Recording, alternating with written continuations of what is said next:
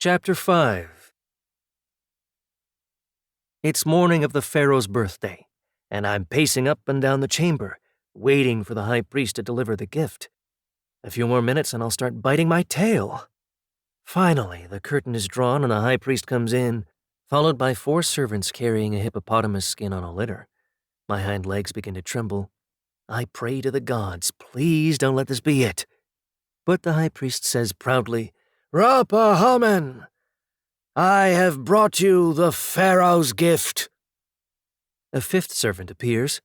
In his outstretched arms, he carries what looks like a large leather funnel that's been flattened. There's a handle on each side of the wide end. The high priest leads the servants to the bed. "Put the hippo here," he tells the 4 carrying the litter. To the other one, he says, "Put the wind funnel on the bed too." Wind funnel? Never heard of it. Must be one of his inventions. "A job well done," he says to the servants. "You may go now." They leave, shaking their heads in disbelief. "Why are you standing there?" he asks me. "Do you not want to see the gift?" I muster my courage and approach the hippo skin. Protruding from the hippo's ass is an enormous stopper with a dangling metal chain. The high priest gets down on his knees and yanks on it, pulling the stopper out. He takes his wind funnel, inserts the tip into the ass, then presses the handles on the funnel together again and again. Something is happening to the hippo skin. Slowly but surely, it's becoming a hippo. After a seeming eternity, the hippo is full grown. The high priest pulls the wind funnel out and quickly pushes the stopper back in the hippo's ass. "There, it is done, Rapa-Hamen," he announces. "What do you think? Is it not beautiful?" I know. I have surprised you, have I not? You did not expect something so wonderful. Let me show you how it works." "Works? It does something?" "Rapa-Hamen, get on the hippo's back and lie down." I obey. "This is very comfortable." "I have invented an air bed," the high priest proclaims, like the proud father of a newborn. "Look here," he says, pointing to the hippo's backside. I sit up, get on my knees, and bend over the hippo's ass until my head is upside down between its cheeks. "Let me show you how to regulate the bed," he says as he pulls on the stopper slightly. I hear what sounds like a fart, and the hippo sags a little. Then he pushes the stopper back in, and the sagging ceases. Next, he takes the stopper out completely. There's another fart, and the hippo sags some more. He puts the wind funnel back in the hippo's ass and rapidly presses the 2 handles together. The hippo re-inflates, and I feel myself being lifted. "That's all there is to it," he says. "Let air out to make the bed softer. Pump air in to make it harder. Deflation, inflation." The high priest is a genius. This is a wonderful gift, a unique gift, a gift fit for the pharaoh. But I do foresee one problem. Who's going to do all that work? I don't see myself operating that wind funnel of yours, and certainly not the pharaoh. "Of course not," the high priest reassures me. "I have under my tutelage a young acolyte who needs to learn humility. He will stand guard by the bed all night long.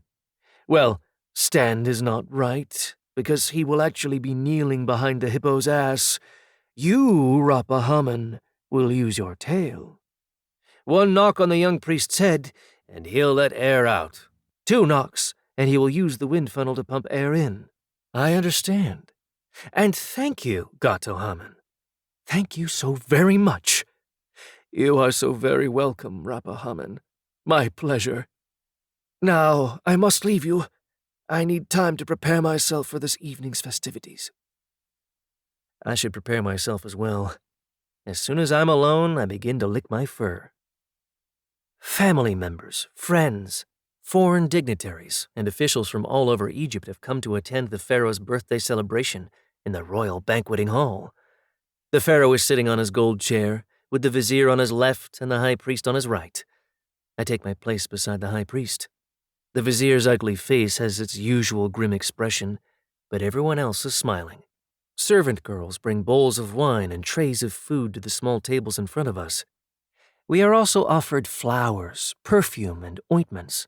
The girl singers from Menphi, the best singers in Egypt, serenade us, telling us to eat and drink, to forget all our worries and live for the moment, to enjoy all that we can before we reach the land of Osiris, that is, before we die.